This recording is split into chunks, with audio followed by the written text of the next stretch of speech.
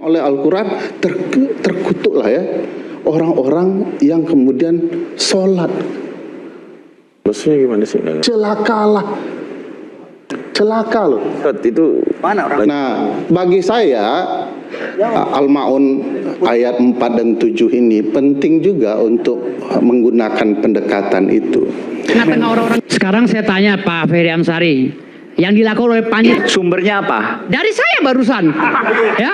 Jadi saya nggak pernah lebar, saya nggak akan melebar kemana-mana karena saya nggak mau so pinter ya. Saya nggak biasa meniru orang karena saya udah cerdas sendiri. Ngapain saya niru orang? Jadi orang yang harus niru saya. Semua orang Islam itu tahu cerita itu kok. Ngapain diulangi lagi? Kecuali ada cerita di tengah-tengah orang-orang. Sekarang saya tanya Pak Ferry Amsari, yang dilakukan oleh Panji terhadap komedi komedi yang disampaikan itu kritikan atau hinaan? Saya tidak tahu telinga Anda taruh di mana ya. Saya sudah mengatakan. Enggak, saya tanya itu kritikan atau hinaan. Saya nggak ngomong telinga saya. Saya tidak mau menjawab. Kok tidak mau? Anda di sini. Oke, nanti ini untuk menjawab. Saya belum selesai. Nanti saya berikan kesempatan. Silakan. Selesai. Ya. Secara prinsip konstitusional begitu juga. Ya, di dalam sistem presidensial itu, Bang Aiman, presiden itu digambarkan oleh Richard E. Neustadt sebagai raja yang dibatasi konstitusi. Ada batasannya. Jadi dia tidak boleh berlebihan berlaku bak raja.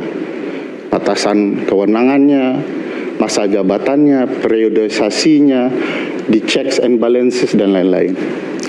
Jadi presiden mestinya tidak boleh merasa terhina dengan publik. Aparat negara tidak boleh merasa terhina. Kenapa? Kan cenderung nih ya, kadang-kadang pejabat yang terhina yang dipakai hal yang lain. Padahal dia yang tersakiti gitu ya. Nah, konteks dalam presidensial nggak begitu.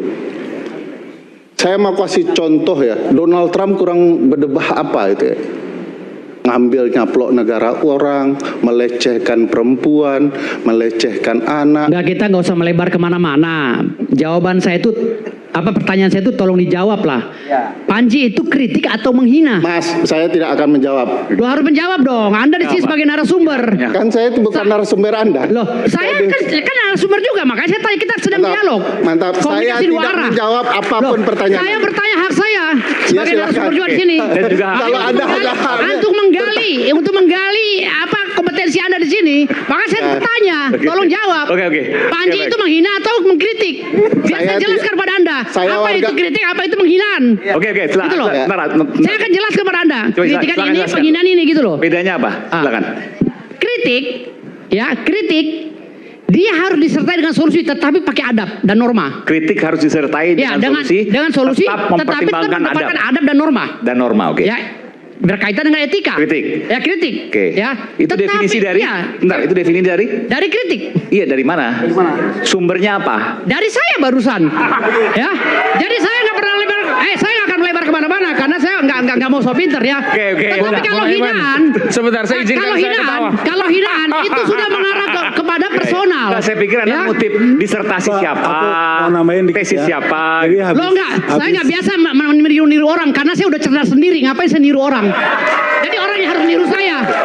Orang harus niru saya. Ngapain saya pakai mana orang? Pengetahuan saya sendiri gitu. Oke. Ya. Oke, silakan. Saya mengomentari area yang kritiknya aja ya. Soalnya kalau bicara agama nanti langsung ditanya agama saya apa. Oke, saya nggak mau itu. Jadi soal kritik harus pakai solusi itu sebenarnya sesat pikir. Jadi kritik dengan solusi sesat pikir. Iya. Kenapa? Sesat pikir.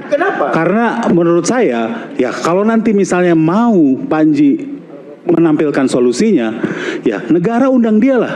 Salah Mas, kalau mau kritik harus ada solusinya. Oh Mas. Kalau gitu abis ini kita datangi ke Iwan Fals yang nyanyi susu tak terbeli orang pintar tarik subsidi. Apa solusimu Iwan Fals tentang orang pintar tarik subsidi? Enggak kan? Karena itu seni di panggung. Ketika dia turun panggung dia bisa ditarik sebagai board of commission apa yang dibuat pemerintah. Di situ ada waktu. Masalahnya Iwan Fals belum apes Pak, belum apes. Masalahnya Iwan Fals. Oh ya udah. Artinya memang orang ini laporin apes. Orang ini sudah mengakui bahwa dia berkata tanpa referensi, ya udah. Kalau itu tutup aja. Ya itu kita nggak bisa Referensi, orang saya pintar meyakini sendiri kok. menurut keyakinan Ya, Bung Firdaus. Menurut keyakinan Firdaus saya Wibowo. ngikut-ngikut Kita nggak pemikiran bisa- orang. Oke. Saya bisa ini kok. Oke, silakan lanjutkan lagi Bung Ferry. Ya enaknya demokrasi itu ya begitu ya, semua orang boleh berbicara tanpa ketakutan, tanpa takut dipenjara, tanpa takut dihina, tanpa takut dihukum. Dikenal dengan dialektika gitu ya. Nah sebaliknya kalau rezimnya otoriter semua akan dilaporkan. Jadi itu kata Voltaire dan Thomas Jefferson ya. Kalau pemerintahnya ditakuti rakyat, itulah otoritarianisme. Mau ngomong sesuatu sesuai pikiran dilarang. Nah kebetulan di pasal 28 Undang-Undang Dasar 1945 itu clear ya. Kemerdekaan untuk berpikir dan berpendapat secara lisan dan tulisan. Kemerdekaan untuk berpikir dan berpendapat itu dijamin, dan memang akan ada pembatasan-pembatasan kemerdekaan itu di dalam pasal lain, pasal 28I dan 28J Undang-Undang Dasar. Tetapi jangan sampai nilai kemerdekaannya itu dihilangkan dengan rasa ketakutan. Oke, tapi saya mau tanya gini, saya mau challenge juga Anda supaya kita juga ada. Ya. Kemerdekaan iya, tapi ketika kemudian ada menyinggung dari kaum tertentu, golongan tertentu, terus kemudian ada potensi hukum yang dilanggar, bagaimana status kemerdekaan itu? Iya, kalau tersinggung lihat tersinggungnya. Pak Anji kan sebenarnya kan tidak menghina praktik ibadahnya. Dia menceritakan politik kita, sekali lagi Bang Aiman, Bukan. tidak boleh pemilih Ibadah kita itu hanya terkesan dengan tampilan ibadahnya, sorbannya dan lain-lain. Gitu. Tetapi betul-betul kalau bicara pemerintahan, track recordnya, pengalamannya, keberhasilannya, itu yang mau dibicarakan. Kenapa kemudian dilarikan seolah-olah Panji itu menghina ibadahnya? Bukan, tapi yang persis dikatakan oleh Al-Quran, terkutuklah ya orang-orang yang kemudian sholat. Maksudnya gimana sih? Celakalah, celaka loh.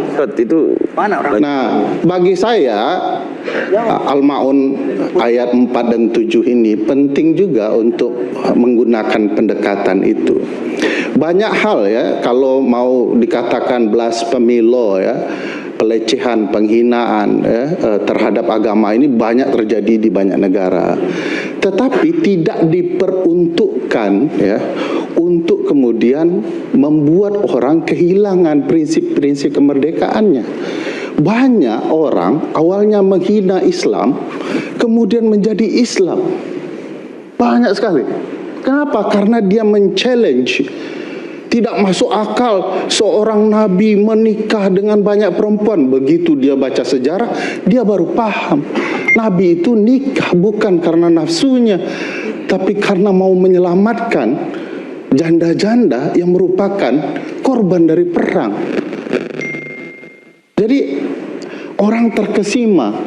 Seorang matematikawan hebat